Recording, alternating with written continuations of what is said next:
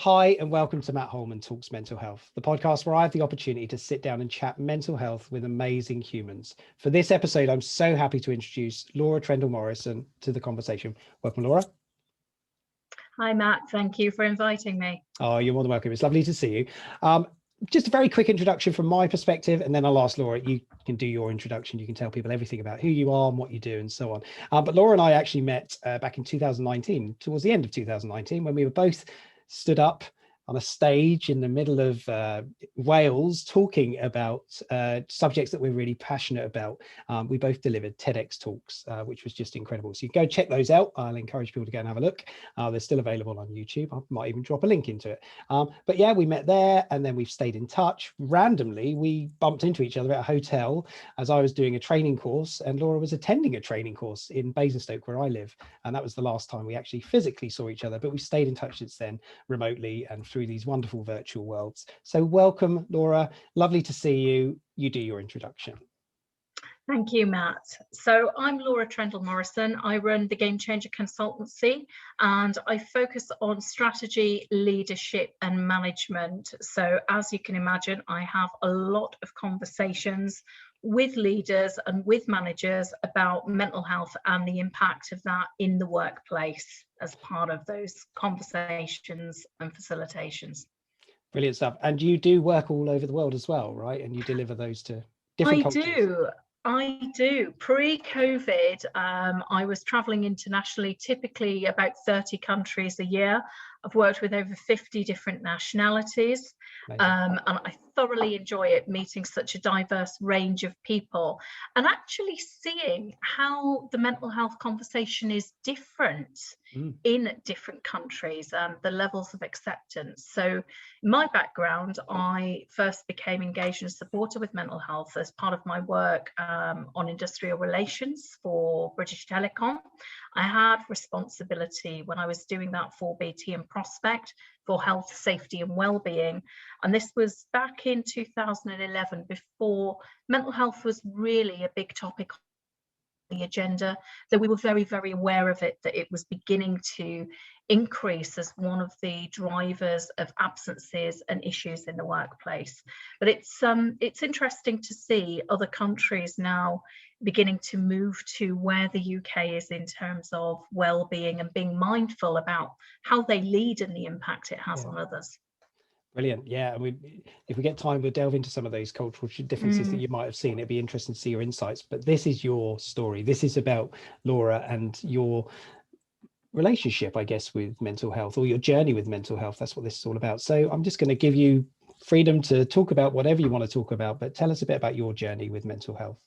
Absolutely. So my journey with mental health has been an interesting one. So if I start at the very beginning, I would say growing up, I saw the effects of people with mental health challenges around me. So issues perhaps with anger management and other things. And, you know, not having a very positive frame of mind. And for me, I very much felt that that was a choice. It was something we could choose, whether we had good mental health, positive mental health, or whether we went down a route where we allow situations to take control of us. So for me, it was always very interesting to look at the differences between people and those that were positive and those people that maybe were having a negative experience in life and therefore being diagnosed with mental health issues and struggling with the day-to-day. So I kind of became an early fan of positive psychology as a teenager and always found it very, very fascinating, but it wasn't something that touched on my professional life. I was very, very fortunate to take my apprenticeship with BT. That went moving. That meant a lot of change in my life.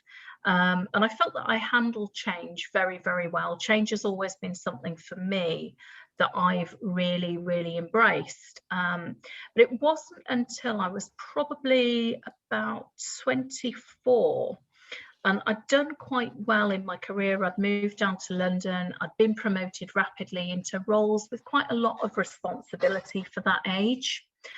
And what I felt was that I was always pushing. So I was working the standard 40-hour week. On top of that, I was studying for my degree because I'd come in through the apprenticeship route, and then subsequently my postgraduate in law, which took up weekends and evenings. And I got to a point, and I would almost call it a quarter life crisis, where I realized I had this very successful career. I'd bought my own home and things on paper looked amazing, but I realized, where was the space for me within all of this? And this was manifesting itself in things like disrupted sleep, insomnia, lack of motivation to go to the gym, which had always been a feature of my life. And I went to my doctor at the time and I said, I don't understand this. What is going on? And she diagnosed malaise and generalized anxiety disorder. Now, malaise, we would think that that would mean malingering, not doing a great deal, yet here I was living life at 110 miles per hour. So I actually went and booked myself some time off of work. I took some time out, and previously to that, my time off of work had often seen me traveling with a laptop, still working, even though I was supposed to be off, because I was in the early part of the technology industry. We had remote working before everybody else got it last year. We had it from about 2000. So that thing of always being on had been quite a big feature of my life. And I realized that actually I needed to allow and to carve some space for me in my life without feeling guilty about that. And when I looked at that, that came from, I think, beliefs that had formed in childhood about having to perform, having to be the best, having to put in 100%. So it was really beginning to unwind those and understand. So I started researching into things like mindfulness, into meditation. I had a fabulous doctor that, rather than going down the medication route, because I saw a female doctor first, she recommended counselling. That didn't work for me for my issue at the time, because I think there's a big spread in counsellors that you're allocated. You don't get a free choice. But I went back to see another GP, Dr. Lewis, who was absolutely amazing. We had a great relationship up until he sadly passed away. And he said to me, there is another way to manage this. He was very into holistic. So Tai Chi was on the prescription. And luckily in my workplace, they were offering Tai Chi lessons of an evening. I started to book in on a Wednesday afternoon after lunchtime. I started to book that I was going to have an hour out and go for a massage. Okay. And then yoga. And then I began to develop those interests further. So actually, by going down the holistic route, that broadened me into a whole field, whole area of interest that I hadn't previously been involved in. And that was really, really positive for me. And things continued to go very, very well. As I say, no medication required at all. So learning to manage everything through breathing, through journaling, that became quite a big aspect of what I was doing. And then my flatmate at the time, she was working in journalism, and I was asked to review the first Psychologies magazine when they were pre-launch in the UK. So I reviewed it and thought, you know, this is my area of interest. And I started to think, well, you know, longer term as well, I'd really like to move to helping people with this. And that was the thing that seeded the idea for me to train as a coach when I discovered I was pregnant with my first daughter. So from Psychologies magazine and seeing barefoot coaching advertising in the back every month, as soon as I discovered I was pregnant, I decided that that was the career path that I was going to follow. I carried on with my corporate career, but I undertook the training as a coach while I was, let me see, I think it was between 4 and 7 months pregnant. So I had the first barefoot baby. And that was a lovely experience, because I think coaching and the grounding that you do with formal coaching training goes very much into how our beliefs are formed and how we develop and how we can make positive change in our lives. And I found that throughout my life as a mother, if you like, I've used those skills positively in my relationship with my children, just to make sure that they have a good relationship with their emotions, good awareness, good communication. And so coaching was an incredibly positive set of skills for me to learn. Now, as I say, I didn't use them straight away. I went back into the workplace after my period of maternity.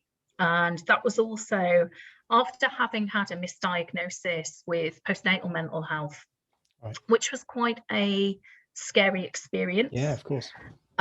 It's an experience that I've debriefed with now, and Dr. Lewis, who I mentioned before, was incredibly helpful in helping me to understand and break down what had happened in that situation. But luckily, because of my training, I was able to come out of the situation and look at, okay, how do I rebuild things in a positive way? Because for me, becoming a mother and being misdiagnosed with a postnatal mental health issue really wasn't the beginning to motherhood that I'd anticipated.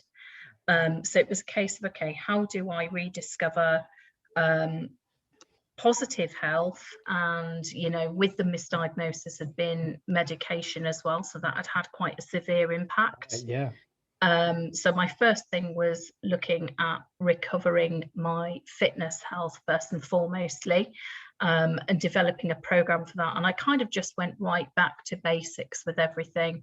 Lots of walking again, lots of yoga. I incorporated belly dancing into this because I needed something that was fun whilst my daughter was sleeping, and took her out for lots of long walks. And a really important part of my healing journey there was actually to go back to work early. And for that time, because of the identity I had in the workplace. So from being a new mother that had these supposed issues and a lot of unintended consequences from that, to being able to go somewhere where I was secure, I was in my zone of competence and able to rediscover my confidence there. And that was great, because that was when I was actually invited to join the Industrial Relations Committee for BT and started to get involved back in 2009. So there were positives that were coming. And I was also very fortunate to be able, through my coaching, to attend supervision with Ilona Boniwell. And at the time, it was when the Flourish book had been launched by Martin Seligman. And I believe Ilona had worked with him on some of the research on post-traumatic thriving. So again, I went, here I am in this situation, and I have a choice. I can be a survivor, or I can choose to thrive. And choosing to thrive meant for me having this abundance of the skills, the knowledge that I did about nutrition, about fitness, about my own positive psychology, that I could do that and put those healthy habits in place. So for me, it was very much about developing structure. And that was very important. And on the return to workplace, the thing that I did for myself, which I think had the most positive impact, was I had an open discussion. I had completely new managers. So if you know how it works in a big corporate, you go away on maternity, you come back, the organization's completely different. So I had a conversation with them, and I used reports that I'd done on my strengths through psychometrics to look at, this is how I perform best. However, I've had these challenges, and therefore at times, there may be times where I need space, or where I might not be able to come onto a conference call or work at a particular level and pace of intensity. But if I feel that is happening, I will tell you. So it was setting very clear boundaries on what could be expected, and also that I wasn't going to go back to the 70 to 80 hours a week culture. And that was something I've become very, very passionate How did about. can I just ask you a quick question there? So how did they react when you sort of said this, presented this to them? And I was really fortunate because the new managers that I went back to, actually one of them was married to a psychotherapist. Oh, okay. Right. Which helps. So he probably had a little bit of an insight. So he was relatively aware, even back in 2009, on mental health and what needed to be done. And he was very supportive in helping to promote me and to progress my career. Brilliant. Yeah. They really supported work-life balance. I'd drawn up a schedule of what would work best for me and how I felt I could manage things, still doing the full 40-hour a week. Yeah. But being cognizant of the fact I was a new mother with a 6-month-old baby, it all needed to fit and not put me under an undue pressure when I'd come through a very traumatic experience. So that was really it was well handled, I think. And I think that insight as well and my openness about it is what led to me being asked to champion the stuff on health and safety and well-being, and particularly working with a lot of people who were either dealing with or that we could see in collaboration between both the organisation and the union that were maybe on the cusp of hitting a tipping point with their stress and mental health, because obviously at that time it wasn't too long since we'd had the issues with France Telecom, which have now led to the French legislation, which only came in a couple of years ago, almost 10 years after the event, of saying we must have time to decompress from work and servers should not be sending emails. So everybody was very, very mindful of that. And again, being able to use my experiences to help other people who were maybe at risk of hitting burnout. It's easier to stop a burnout before it happens. After it's happened, it's very hard to recover. And to help somebody to recover back to what they were previously. So I'm a big fan of early intervention and early awareness where we see people having mental health struggles. Yeah, definitely. And me too. Absolutely. I 100% back that. We've got to engage sooner in these conversations, right? But we've also got to enable the conversations to be accepted, so stigma needs to be reduced, discrimination. What I love about what you just said there, Laura, is that you went with a thought that said, I need to talk about it and I need to give you some ideas as to how it will work for me. And they accepted that as a conversation. And that, I guess back in 2009, that would have been a very unique conversation for a lot of people to hear happen. I think it was. And I think what gave me the idea is obviously the situation I'd gone through back then with the team that were supporting me from the health service, having come out of that situation, was the idea of advanced directives. And I thought, well, if you can have an advanced directive for your life, you need to have that in place in your workplace. Yeah, definitely. So they need to know, because I didn't know what would, because I had the history of generalized anxiety disorder, it could take anything to set me off. So of course, I'm not saying it happened, but I was aware that it was a possibility. So I think managing that and knowing that I wouldn't be letting anybody down if that happened. No. And that it was something that they could handle. And that we had plans in place, that reassured me as well, actually. Laura, this is just so relevant to the reality of, people need to recognize that talking about it isn't, it's hard. It is hard to talk about it, of course, when it's about you personally. But if you don't tell people, imagine a situation where you went back to that job and you didn't have that conversation. What would have happened? Well, at some point it would have slipped, things would have changed. You'd have probably, I don't know, I'm putting words in there just as a hypothesis, of course, but, hypothetically speaking, but if you hadn't, then things could have changed differently, and they would have potentially just, rather than promoting you and supporting you, got rid of you or demoted you, and do you think that would have been? Do you know, I think that happens. I think that does happen in workplaces. It's not often talked about, but we do see. And quite often I think the reason is because the managers and leaders feel ill-equipped, they feel out of their depth. And therefore, it's a case of, well, why should we be dealing with this problem? And what we've got to recognise is, I think you'll know the stats better than me, Matt, but 1 in 4 people, and I think post-COVID, that's going to go to 1 in 3. Yeah, because people who didn't have anxiety or didn't have depression, or maybe slightly agoraphobic tendencies, I think could be something we see from home working beginning, particularly because of this fear of going outside.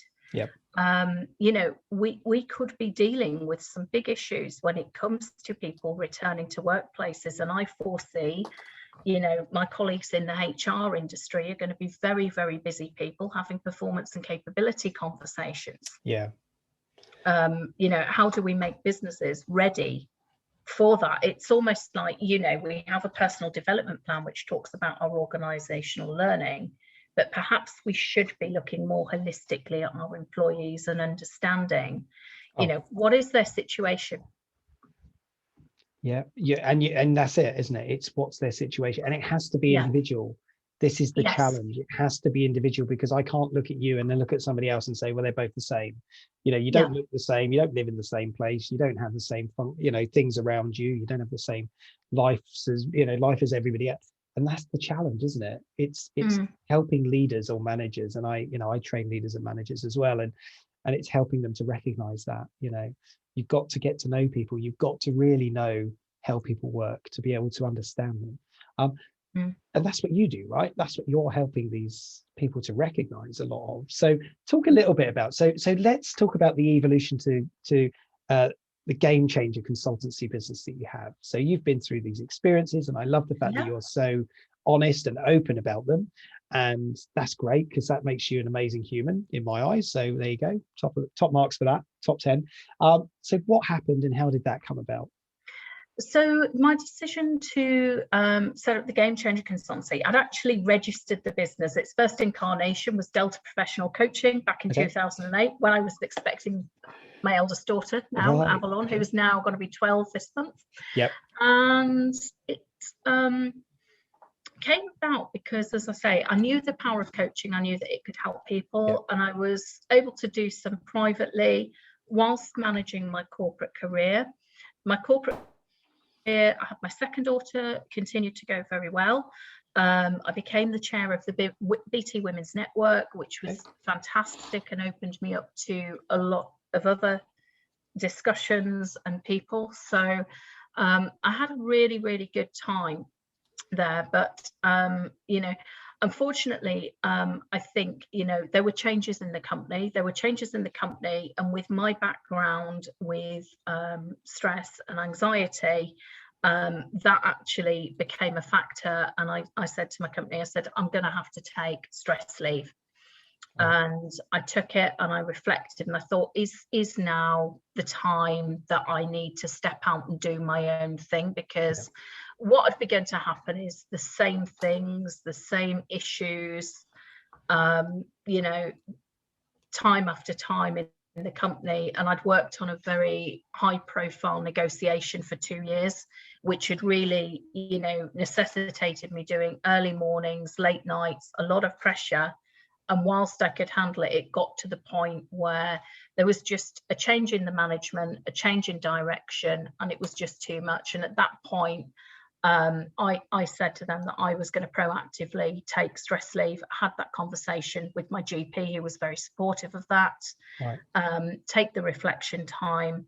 And and in that time, whilst I was working out my decision and looking at setting up and going it alone, I decided to engage with a therapist to have those conversations and to make sure that I was doing the right thing for me, that it wasn't being clouded by the situation, and that it was a sensible decision to make. So working through that with a therapist, I think, was a very positive decision. And I recommend now to people, if they're planning to go through a major life change, that they do work with somebody. It has to be somebody that you trust. I think you have to have a good rapport and trust there. But if you find the right person, that can be a highly, highly positive move to make. And I think that allowed me to leave BT to set up Game Changer Consultancy.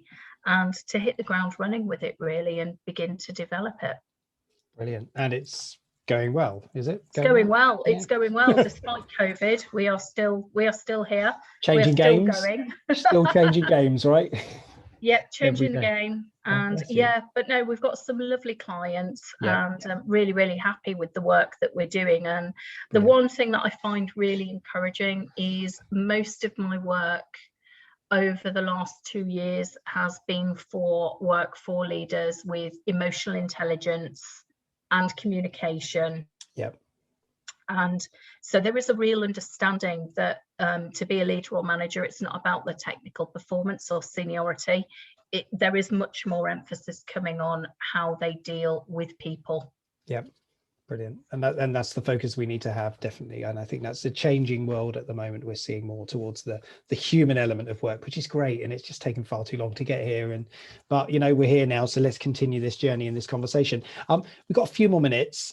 Just, you know, I get to final thoughts in a second, but how's the last year been in terms of sort of, you know, yourself? How have you found the last year and the situation with COVID? I think especially with COVID, and as we mentioned before, also I'm in the process of divorcing. I separated in 2019, so that necessitated a relocation. And for us, in terms of managing the COVID, I'm going to say, actually, I took my children out of school the week before they closed the schools because I'd just come back from traveling, and I knew that had it spread in the school, that would be an issue for my children. So I took the decision to keep everybody at home. And we really focused on making our home a place that we want to be. So making sure it's very peaceful. I spent some time actually, again, going back to Barefoot to train in coaching for parenting skills and family life. Okay, cool. Which gave my children some lovely tools to use as we were going through COVID and changes and really working on their communication. For us, the priority and what I agreed with them is that would they feel happier with the schedule? That was a resounding yes. Because of my work, that meant out for walks every day at 10 o'clock because I would do my work early in the morning, and then they would have a late start as they weren't in school, getting out and walking. And lots of cooking, lots of spending time at home, lots of TV nights and film nights for them, and really just focusing on happiness and the emotional side. So I am going to say, even though I am a trustee in an educational charity, first lockdown, my primary focus was not on education. It wasn't on homeschooling. It was on the children's well-being. And I think, you know, that is the message that now needs to carry through with the children returning to school. We don't want to place too much pressure on them for academic catch-up. There needs to be an allowance and a recognition that they've gone through something quite big here and will need greater emotional support as they reintegrate into the school environment. Yeah, no, that's good. And you know, I just wish you all the very best with the children and with that routine and getting out, getting that fresh air, and the change in the weather and the days at the moment is just wonderful to sort of encourage more positive things, right? Yeah, it's so much easier when the days are brighter. But that said, you know, for us, we would actually use the sun lamp in the winter as well. Okay. Yep. So, idea, you know, things like this do help, you know. Anything you think helps. If you think it helps, it probably does. Yeah, it's true though, isn't it? We sort of, I know that would help. Well, do it then. Do it if it helps. Listen, Laura, I'm so happy we had the chance to sit down and talk this morning or today. I don't even think it's this morning now. It's just time flies when we're having fun, right? I'm going to pass it to you for any final thoughts, words, any insights you want to share. But just to say a huge thank you from me. Thank you for being you. Thank you for being, you know, available to do this conversation as well. I do love just catching up and chatting with people. Lovely to see you again as well. Laura, any final thoughts, conversations, or? I think, Matt, from our earlier discussion, it's as we say, with anybody that is dealing with mental health, I think it is, don't be afraid, go and have the conversations with people because they are there to support you, and be real about it. Have those conversations. Don't try and hide it. Yeah, it's so true, isn't it? Be real. Let's all be real. Let's all take that as the final piece of advice there from Laura, which is, be real and, genuine, authentic, so important. Thank you for doing all of that and being real for yourself as well, Laura. As I always say at the end of these, just briefly, just if anybody is struggling, if you do need to talk to anybody, or if there's anything you want to know more about, get in touch with me. I'm sure Laura's always accessible as well. If anybody does have any questions about anything that she's talked about, feel free. This is about accessibility. We are accessible people, and you can contact us, but also know there are other alternatives. So you could contact Samaritans if you are struggling, you do need a safe space to talk. The number's 116123, or if you're into texting and you want to text to shout, you can text on 85258. That's the number. But Laura, thank you so much for this conversation. I've loved catching up with you, and I'll speak to you soon. Thank you. Cheers.